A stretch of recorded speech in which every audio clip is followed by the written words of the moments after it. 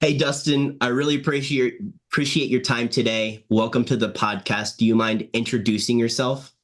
Yeah, absolutely. Thank you for having me. My name's Dustin Lackey. I'm a general manager with Camping World here in Dothan, Alabama. I've been with Camping World for about 9 years at this point, and have spent some time, in the automotive industry as well. So a lot of time spent in this industry, and a lot of time spent, managing this business. So tell me how RV or power sport differs from automotive when it comes to consumers, right? Because one is definitely a necessity, whereas having an RV or a motorcycle or a boat is just purely a want. So how, in your mind, does that really differ?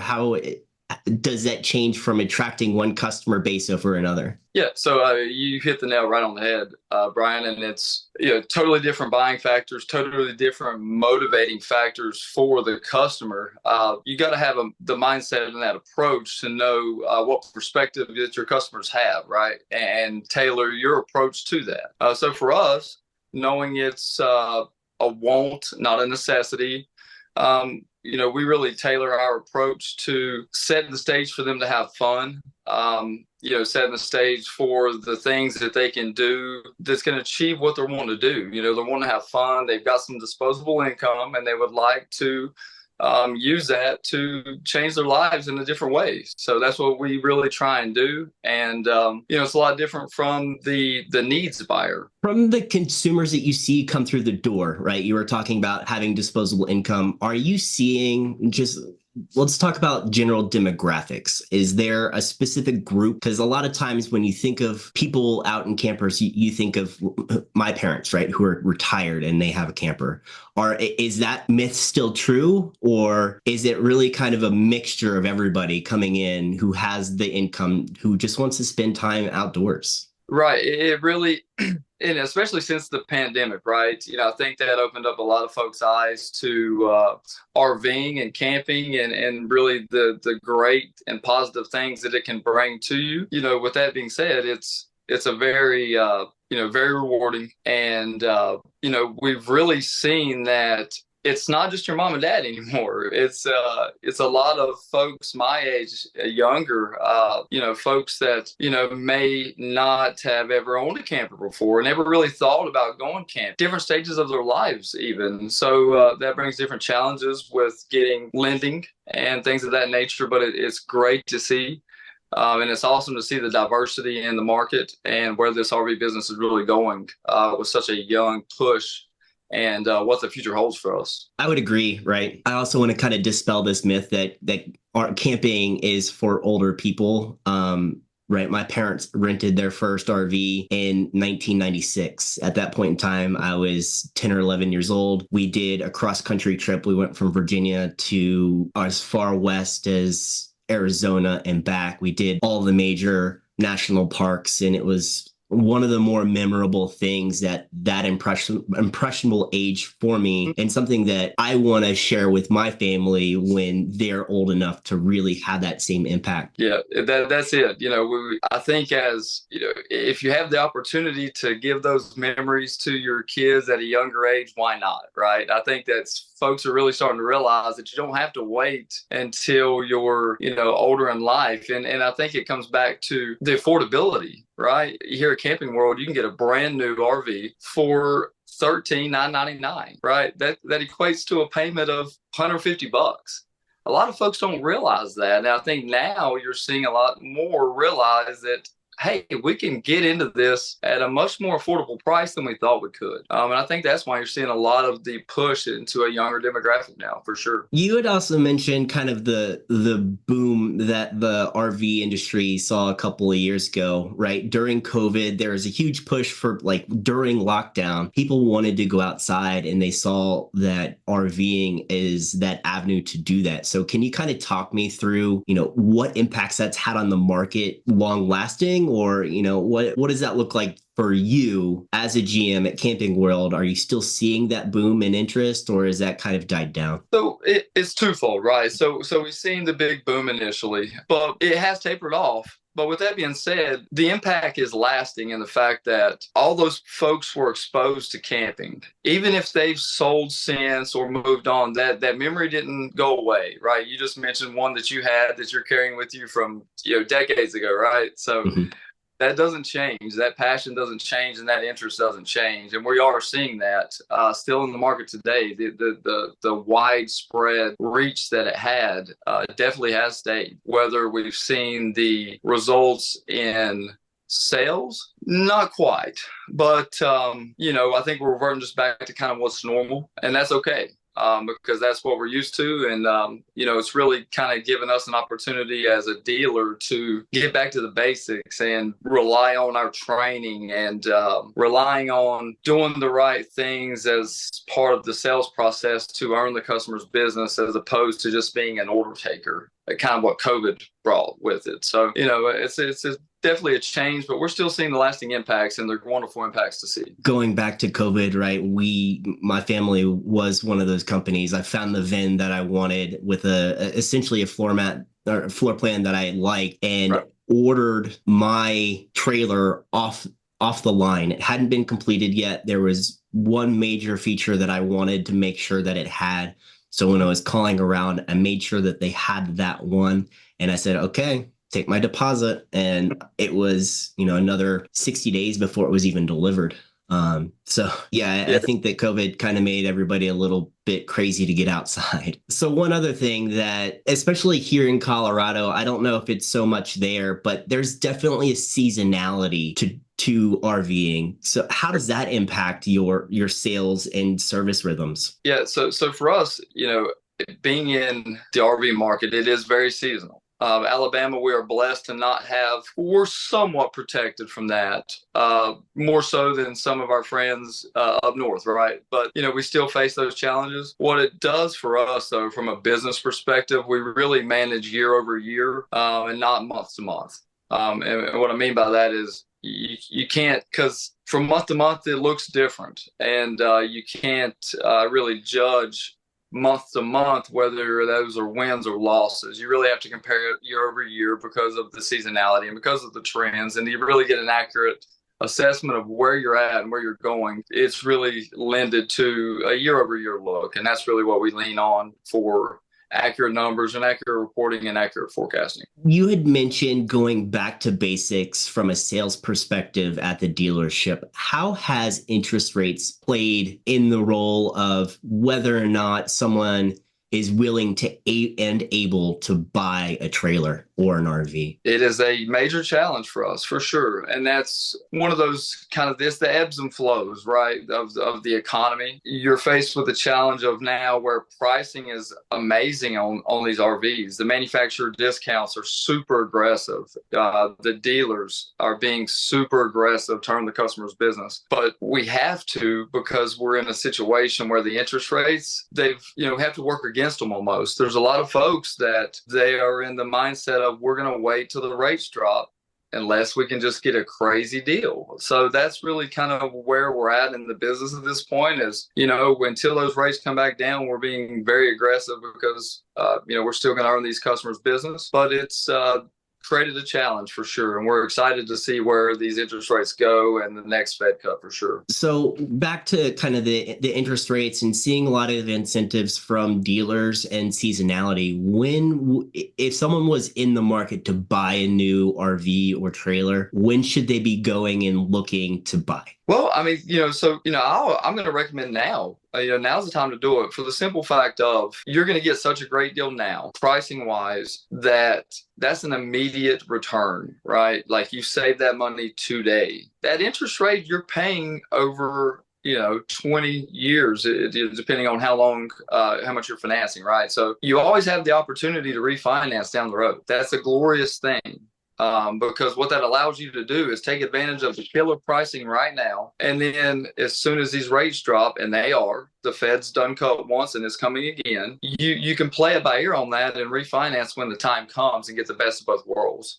If you wait till the rates drop, inevitably the prices will be higher then. It's just the nature of the business and the ebbs and flows of the economy. So I think right now it gives you the unique opportunity to kind of kill two birds with one stone and get the best of both worlds. A cheap camper and ultimately here in a few years, a great interest rate to match. Good advice. So let's change the topic just a little bit. Since RVs are very different when it comes to consumer behaviors and how to attract those buyers. I've noticed that there's pockets of RV dealerships all around the nation. Why do you think that is? I mean, I have a theory. I think it's because they're good hubs to be able to distribute from like a central location. Like I know that Colorado around Denver is one. Obviously, there's a couple of places in Indiana because they're the closest to the factories. I know that North Carolina, the Carolinas are one because it's a very popular camping destination. But what's your take on it? Do you agree with that? I do, and I think what it comes back to is it's a want, not a need. So it's not for everyone.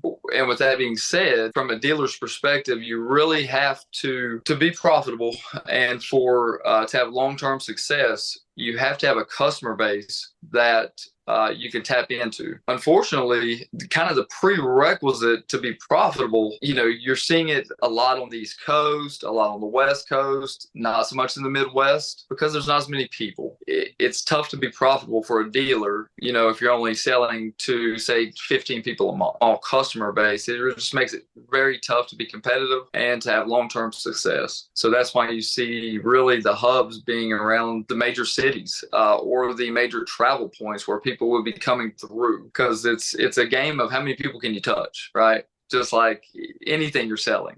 How many people can we get our product in front of? I mean, I think your best opportunity to do that is in a well-populated area for sure. So how does it differ attracting RV or people who are wanting a trailer than someone, say, needing a car from a marketing perspective? How does that differ in your mind? We, in the RV side, we really have to take the mindset of we got to go after the folks, right? It's not so much to be prepared for them. We have to go out and actively find them. Whereas in my time managing a Honda dealership, you had to be present in your marketing, but the core of that business, especially nowadays, is your reviews, right? Everybody's looking online and even some for us too, right? Like it's important for us, but a car dealer especially, because everybody's car shopping online. Like it's starting there. I'm looking online before I buy anything, right? That's just kind of we're in a luxury state where we have all this information at our fingertips, so we use it, right? But with that, I think from a perspective of a car dealer, it's making sure that your presence, your reputation socially and online is excellent. That also, that obviously starts with a great customer experience and a great atmosphere at your dealership. But, if you can do those things and you can keep your online presence good, then you have the luxury of it being a need. And me personally, I don't see as much of a need to do the heavy marketing than I do with the RV side. Do you instill some of those things in your current dealership that you learned on the automotive side? From like just making sure that you're managing the reputation of the dealers, making sure that you always have that really high touch, catered to you service? 100%. Yeah, to be quite frank with you, that's, I think, what's led to a lot of my success early on in this business is because I took a lot of the things that the car dealers was doing, the attention to social media, the really diving into your CRM and having it dialed in terms of your automated follow-ups, things of that nature, where when I come into the RV side in 2014, it was a lot of still pen and paper, a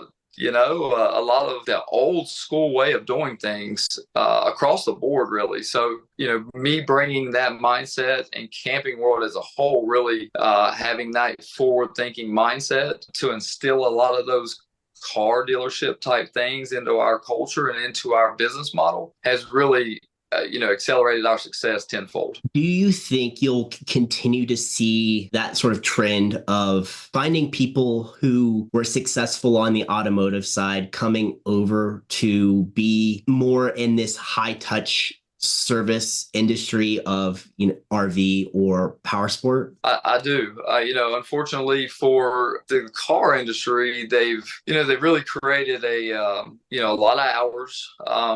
They've the hours just keep seeming to get longer. The dealerships stay open later. Whereas on the RV side, we've been blessed with a little bit better spectrum in terms of our hours and how we schedule. And I think it's a lot more attractive to prospective employees to see those types of things and to see the things that Camping World's doing in terms of in the community and in the benefits program and with the 401ks and the things of that nature. It's really above and beyond what anything I've ever seen on the car side, but it gives you a lot of the luxuries that unfortunately the car side can't provide, and time back, family time, a lot more profitability nowadays in this side for prospective employers as well. So I think that will continue for sure. I don't know if everybody knows how big of a player Camping World is. How does brand recognition help drive customers through your door? It is huge. Camping World, we have over 240 locations. We are on track to close 2025 with more than 300 locations. We can take care of the customer no matter where you're at in this country. No matter where you are, so are we,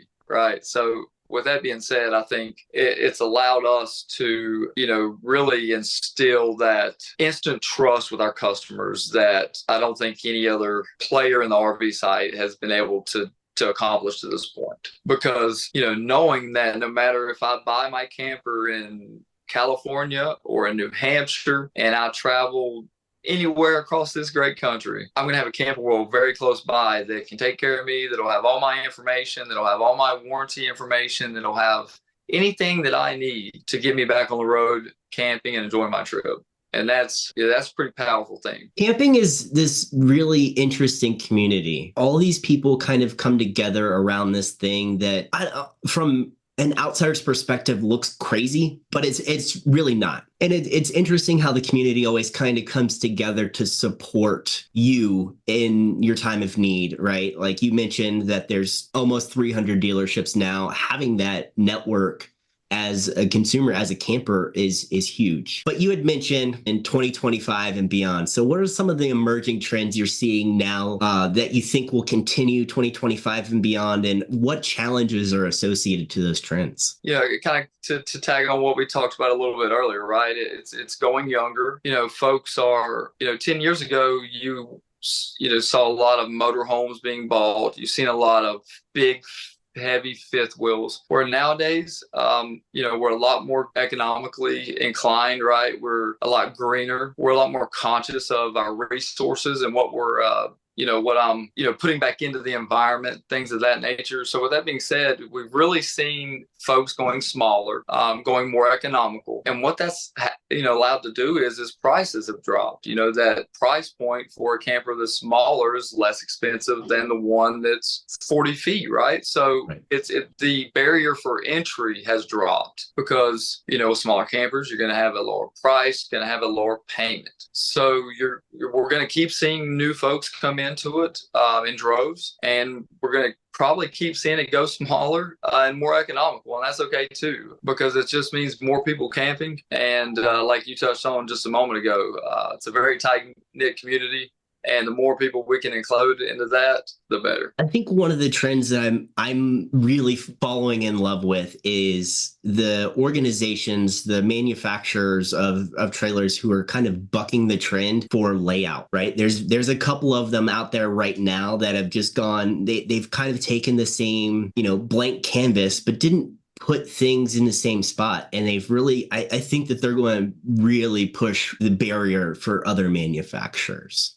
For anyone that had the opportunity to go to the Tampa show this year or the Hershey show this year or dealer open house for any of the dealers, you were blew away. And you were blew away because the innovation that is going into these things, the floor plans that are coming out is incredible. All electric campers, you can buy one now. I mean, there's really nothing that's out there that you can't get in an RV at this point. And the creativity, there's more brands than there's ever been. That's really created a healthy competition for the market. And that was a good thing. Quality control has always been the Achilles heel of the RV market. And the more competition we got, the tighter that the QA is going to be and the better products that we're going to be able to give to our customers. So very excited for what's coming down the pipeline with that, and very excited about the innovation that we're seeing. Some great products are really they're already out there, and there's more coming down the pipeline. So keep your eyes out,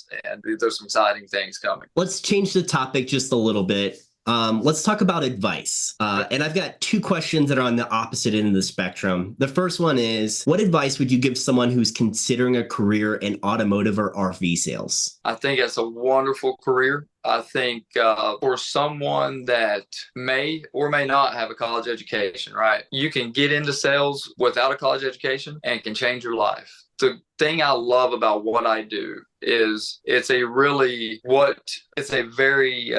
rewards the hard workers. Let me put it that way. It's very rewarding for the hard workers. It's rewarding for the ones that's willing to put in the work, that's willing to go the extra mile to take care of their customers. And if you're willing to do that, and you're willing to learn a process and master your craft day in and day out, then I challenge you to come on, because it's absolutely something that can change your life. It's very rewarding, and it's something that I'm very thankful that I got into at a young age, because it has changed my life, and I'm thankful for it. So on the flip side of that question, what is some of the worst career advice you've ever gotten? And this always trips everybody up. And I think it is because you don't necessarily dwell on the bad advice. You hear it, you're like, you kind of brush it off and then keep moving forward, especially people who found career success. Very much so. Yeah, I think so. One of the kind of the myths when I